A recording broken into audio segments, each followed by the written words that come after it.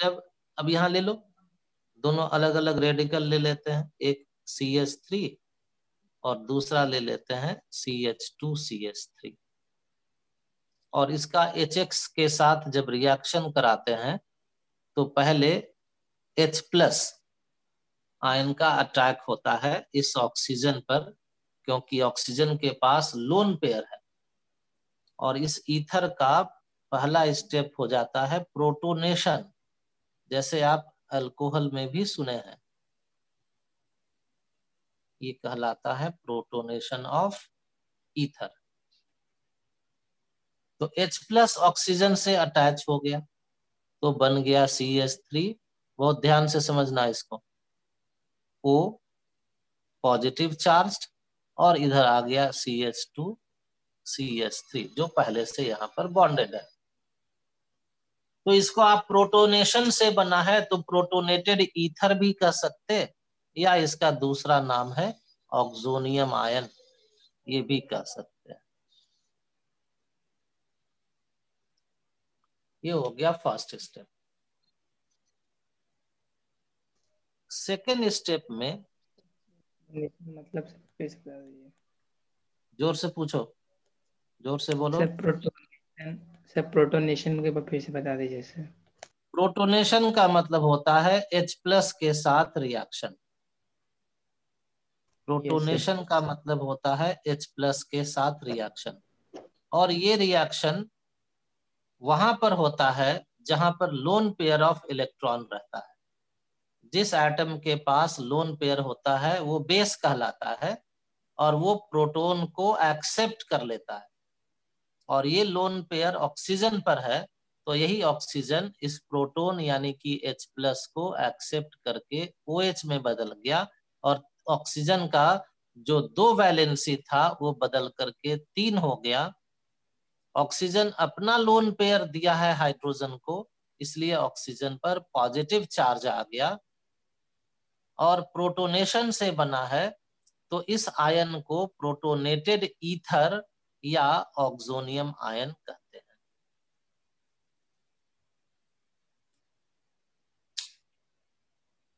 Yes. अब ऐसा structure बनाइए, ऐसा स्ट्रक्चर इसलिए बनाइए कि देखो भाई, ऑक्सीजन पर पॉजिटिव चार्ज जब रहता है तो ऑक्सीजन बिकम्स हाईली इलेक्ट्रोनेगेटिव, ये हम अल्कोहल में भी बताया है, और ये अपने बगल वाले कार्बन से इलेक्ट्रॉन को खींचने लगता है अपनी ओर, जिससे अपने बगल वाले कार्बन को बना देता है पार्शियल पॉजिटिव। फिर से सुन लो, ऑक्सीजन पर जब पॉजिटिव चार्ज होता है तो वो अपने से बॉन्डेड कार्बन को पार्शियल पॉजिटिव बना देता है, उसके इलेक्ट्रॉन पेयर को अपनी ओर खींच करके। इसको -I इफेक्ट कहते हैं। कार्बन से अपनी ओर इलेक्ट्रॉन को खींच लिया तो कार्बन हो गया पार्शियल पॉजिटिव। क्यों खींच लिया अपनी ओर? क्योंकि ऑक्सीजन पर आ गया है पॉजिटिव चार्ज। यानी कि ये जो ऑक्सोनियम आयन है उसका स्ट्रक्चर इस तरह का है। अब ये फर्स्ट स्टेप था जिसमें H+ यानी कि प्रोटोनेशन हो गया। प्रोटोनेशन हुआ किससे? HX से। HX में से H+ कंज्यूम हो गया, यूज हो गया, तो HX में अब क्या बचा हुआ रह गया? X minus. X माइनस क्या है? न्यूक्लियोफाइल। न्यूक्लियोफाइल। और ये न्यूक्लियोफाइल अब 2 कार्बन को देखो, ऑक्सीजन से बॉन्डेड 2 कार्बन है, एक कार्बन नंबर 1, दूसरा कार्बन नंबर 2। अब आपको बताना है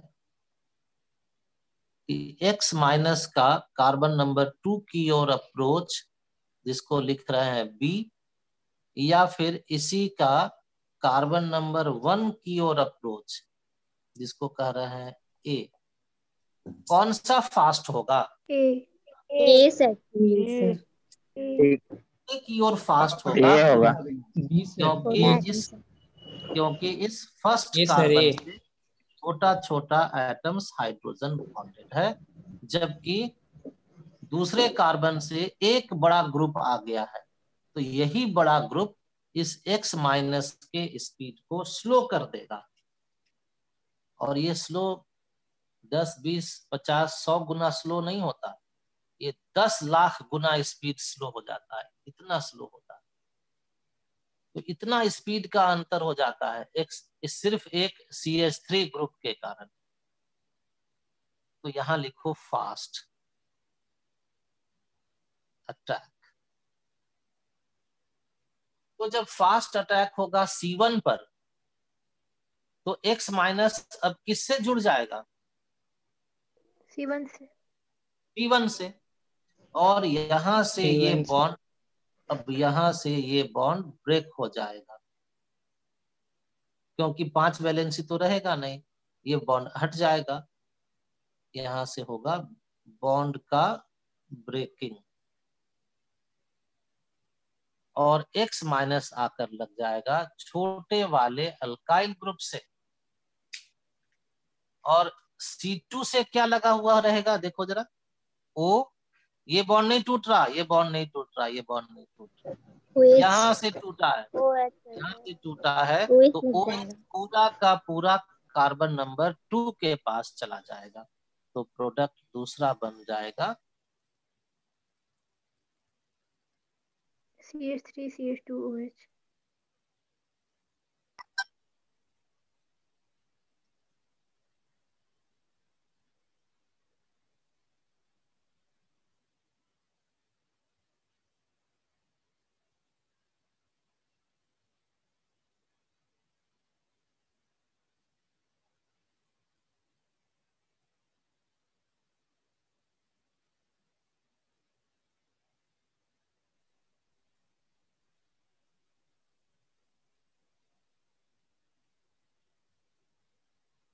देखो यहाँ था ना कि दो सेट नहीं बना, सिर्फ और सिर्फ एक ही सेट बना।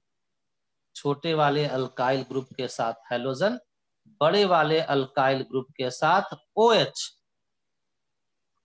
लेकिन देखो भाई, यहाँ लिखा है कि ऐसा कब होगा? जब 1 डिग्री होगा। जब दोनों 1 डिग्री होगा। नहीं, ध्यान से देखो, खाली 1 डिग्री नहीं दिया, कुछ आंसर सही आया, दोनों 1 डिग्री, दोनों बहुत अल्काइल से। Alkyl 1 degree. इतना लिखा है, पूरा बात समझना। Both alkyl groups are 1 degree, दोनों तरफ 1 डिग्री होगा, तब ऐसा होगा। ऐसा होगा कि हैलोजन, लिखिए शॉर्ट में, कि halogen atom is bonded to smaller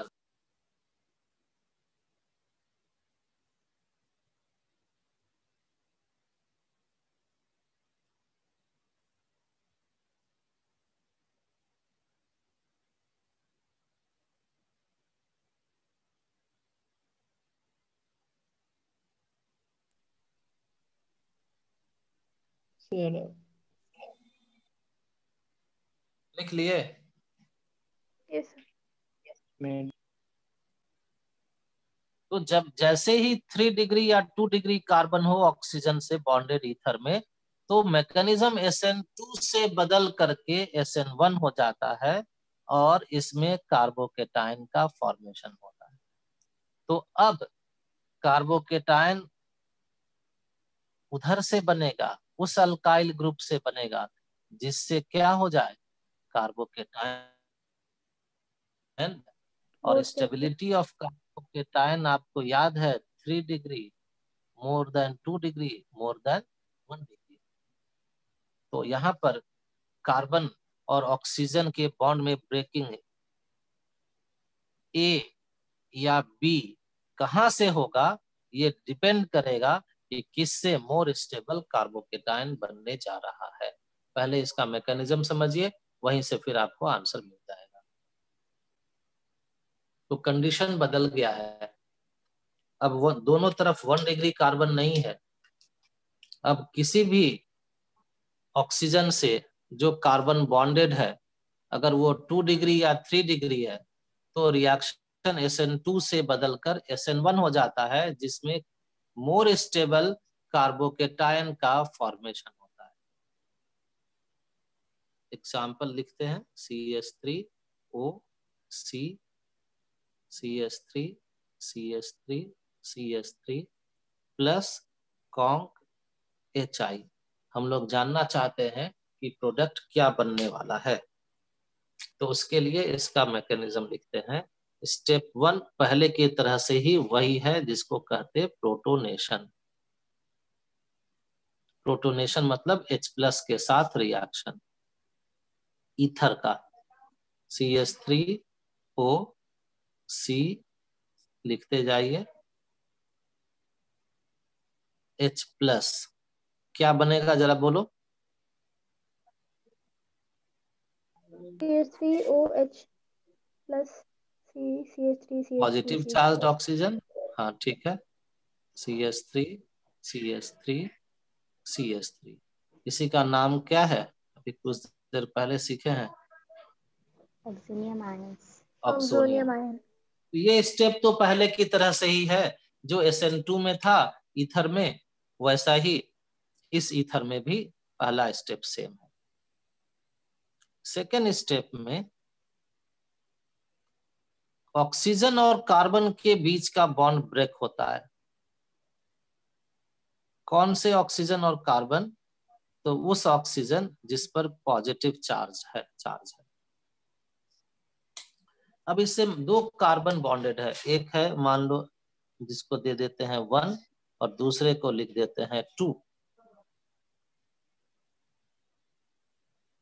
तो इससे हो सकता है कि ऑक्सीजन और सेकेंड कार्बन का बॉन्ड टूट जाए, ऑक्सीजन और सेकेंड कार्बन का बॉन्ड, तो बन जाएगा, बताओ तो ऐसा बनेगा क्या।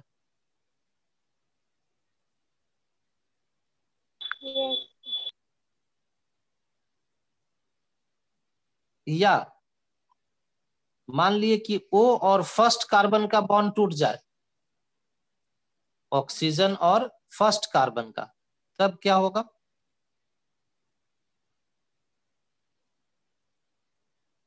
CH3 plus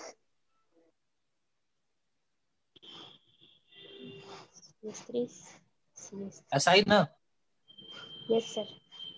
तो अब आपको दो ऑप्शन sir. मिल रहा है, लेकिन याद रखिए दोनों नहीं होता, इस दोनों में से कोई एक ही होना है। तो अब बताइए कौन सा होगा, इसका आंसर यहाँ पर लिखा हुआ है।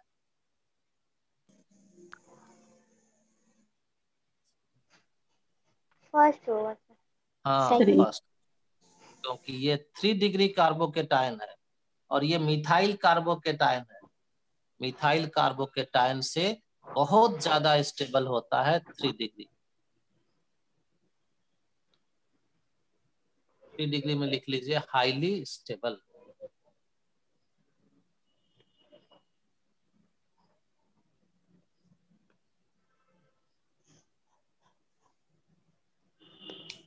तो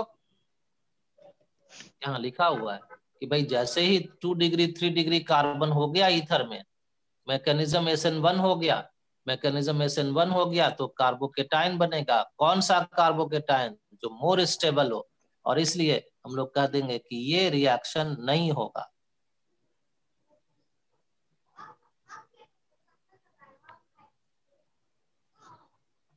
क्यों नहीं होगा, क्योंकि CH3+ is not a stable carbocation.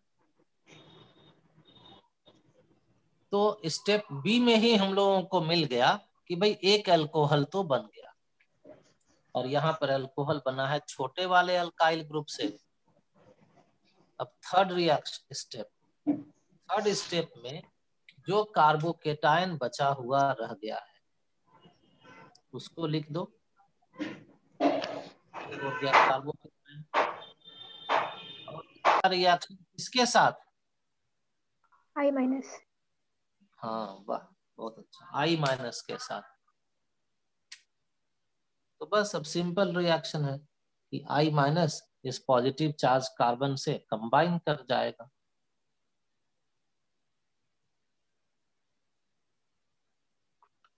तो ठीक उल्टा हो गया, छोटे वाले अल्काइल ग्रुप से आयोडीन नहीं लगा, nucleophile I minus Br minus Cl minus ये जो भी है वो बड़े वाले अल्काइल ग्रुप से लग गया। बड़ा अल्काइल ग्रुप मतलब 3 डिग्री कार्बन से, 2 डिग्री कार्बन से।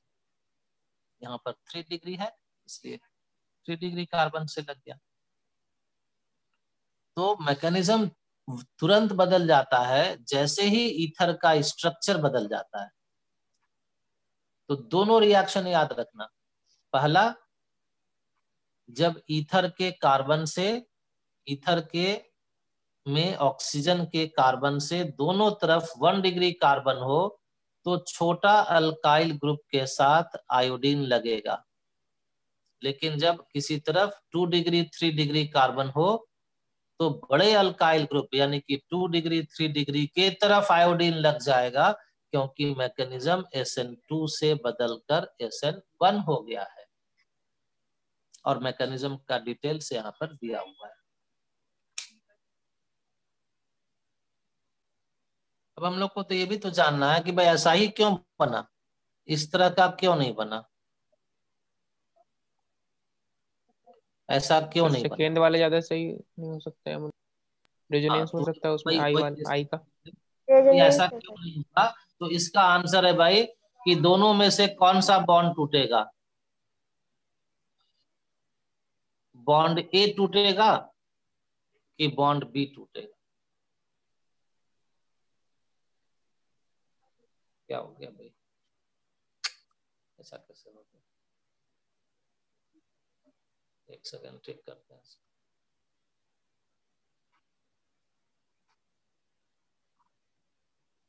ठीक हो गया। अभी बताओ, ए टूटेगा कि बी टूटेगा, कौन सा बॉन्ड टूटेगा? बी। बी। B sir. तो बी बॉन्ड टूटेगा। जानते हो क्यों? क्योंकि यहाँ जब ऑक्सीजन है बेंजीन रिंग के साथ, ऑक्सीजन पर लोन पेयर भी तो होता है। तो यहाँ पर क्या आ गया अब, सिंगल बॉन्ड की partial double? Bond. Partial partial. Double. तो कौन आसानी से टूटेगा, बॉन्ड ए की बॉन्ड बी? बी। बी। और इसीलिए बॉन्ड बी टूटता है। देयरफॉर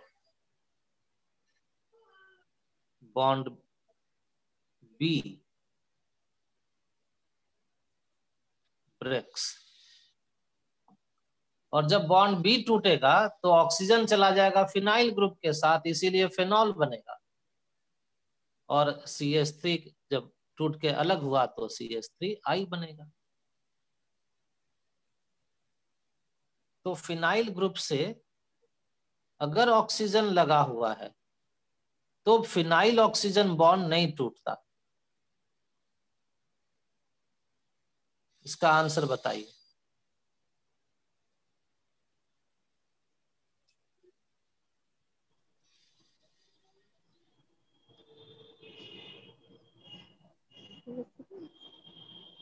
बताओ, ऐसा बनेगा ना? Yes sir.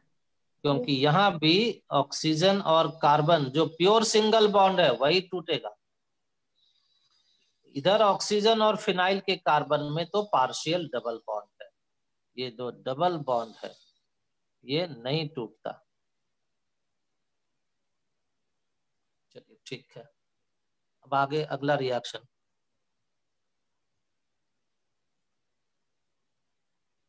रिएक्शन ऑफ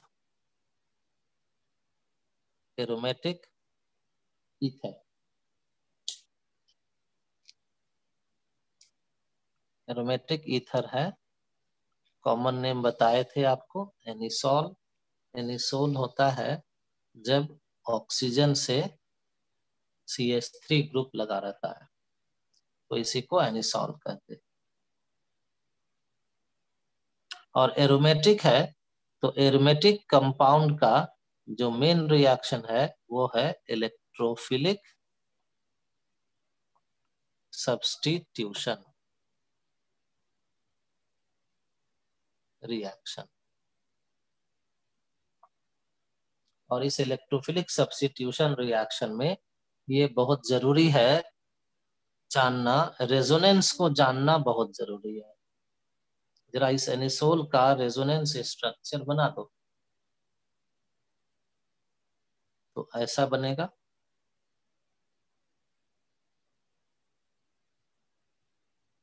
बनाते जाइए।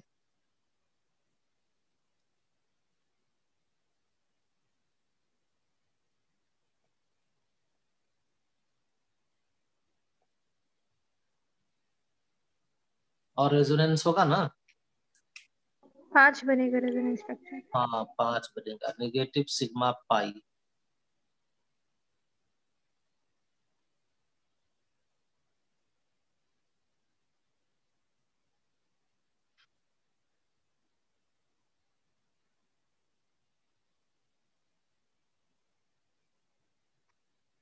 फिर नेगेटिव सिग्मा पाई, तो अभी और रेजोनेंस होगा और रेजोनेंस स्ट्रक्चर बनेगा।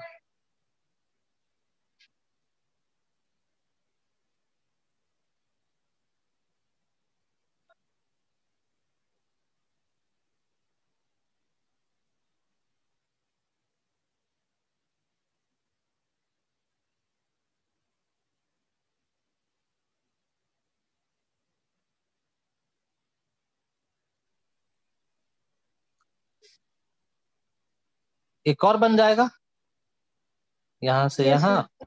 और ये वापस ऑक्सीजन पर, तो आ गया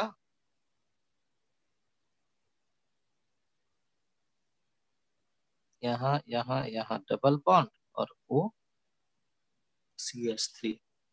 और आप तो जान ही रहे होंगे कि फिर हम यही पूछने वाले हैं कि इसमें से रियल स्ट्रक्चर कौन है। कोई नहीं। कोई नहीं। हम भी जान रहे हैं कि आप भी बोलिए यार कोई नहीं है,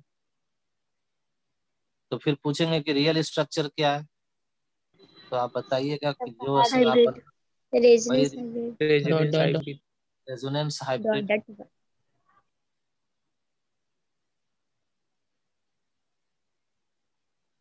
फिर पूछेंगे कि भाई बताओ नेगेटिव चार्ज कहाँ कहाँ आया है। Ortho 2 para. 4 6 पोजीशन पर। आप बोलिएगा ऑर्थो एंड पैरा पर आया है, 2 4 और 6 पर आया है नेगेटिव चार्ज।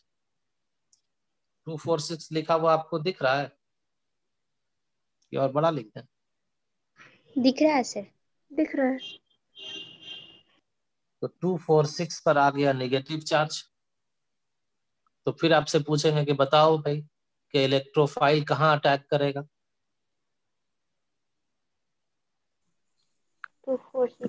2 4 6 नेगेटिव चार्ज आया है 2 4 6 पर, तो 2 4 6 पर ही अटैक होगा। अटैक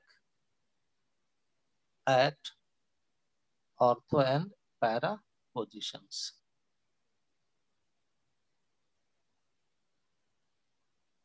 फिर पूछेंगे कि ऑर्थो पैरा पोजिशन पर अटैक हुआ है तो मेटा प्रोडक्ट बनेगा, तो आप बोलिएगा नहीं मेटा क्यों बनेगा, अटैक हुआ है नो ऑर्थो सर। पैरा पर, तो बनेगा ऑर्थो पैरा प्रोडक्ट। और इसलिए कंक्लूजन क्या निकला कि जब ईथर का एरोमेटिक ईथर का यानी कि एनिसोल का इलेक्ट्रोफिलिक सब्स्टिट्यूशन रिएक्शन होगा, जिसमें इलेक्ट्रोफाइल के साथ जब रिएक्शन होता है तो ऑर्थो एंड पैरा प्रोडक्ट का फॉर्मेशन करता है। और जब ऑर्थो पैरा प्रोडक्ट बना तो पूछेंगे आपसे कि ईथर ग्रुप का नेचर क्या है, ऑर्थो पैरा डायरेक्टर कि मेटा डायरेक्टर, तो आप बोलिएगा ऑर्थो पैरा। कि ortho para ortho product para director. हाँ ऑर्थो पैरा प्रोडक्ट बना है इसलिए ऑर्थो पैरा डायरेक्टर होगा। फिर पूछेंगे कि ortho para director, ortho para product क्यों बना, ऑर्थो पैरा डायरेक्टर क्यों हुआ, तो फिर आप कहिएगा कि यहाँ से रेजोनेंस हो रहा है, जिस रेजोनेंस को कहते हैं प्लस एम इफेक्ट। और इस plus M effect of OCH3 के कारण there is partial negative charge at 2 4 6 और इलेक्ट्रोफाइल इसी को अटैक किया, तो इसीलिए ऑर्थो पैरा डायरेक्टर हो गया। फिर आपसे पूछेंगे कि बताओ ये जो कंपाउंड है एनिसोल, ये बेंजीन से अधिक रिएक्टिव है कि कम रिएक्टिव है, तब क्या बोलिएगा?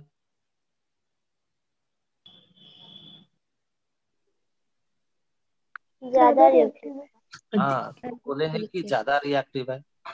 फिर पूछेंगे क्यों ज्यादा रिएक्टिव है, तो कहिएगा कि प्लस एम इफेक्ट से निगेटिव चार्ज आ गया है जो बेंजीन में नहीं आता है। ईथर में प्लस एम इफेक्ट से बेंजीन रिंग पर पार्शियल नेगेटिव चार्ज आ गया जो बेंजीन में नहीं होता, और इस नेगेटिव चार्ज के कारण इलेक्ट्रोफाइल का अटैक फास्टर होता है। लिख दिए फास्टर, तो फास्टर अटैक है तो रिएक्शन तेज होगा, जल्दी होगा, और इसलिए anisole is more reactive than benzene. और एनिसोल मोर रिएक्टिव है किस कारण से, तो कहोगे कि plus M effect of OCH3 group के कारण से। और ये ग्रुप बेंजीन के रिएक्टिविटी को बढ़ा दिया है एनिसोल में, इसलिए इस ग्रुप को कहते हैं एक्टिवेटिंग ग्रुप। क्या कहते हैं? Activating group. Activating group. क्यों है एक्टिवेटिंग ग्रुप, तो आंसर बोलिएगा प्लस एम इफेक्ट के कारण है। क्यों ऑर्थो पैरा प्रोडक्ट बनता है, तो आंसर बोलिएगा प्लस एम इफेक्ट के कारण है। और इसीलिए इस रिएक्शन के लिए आपको इतना जो यहाँ रेजोनेंस स्ट्रक्चर बनाया हुआ है ये जानना जरूरी है।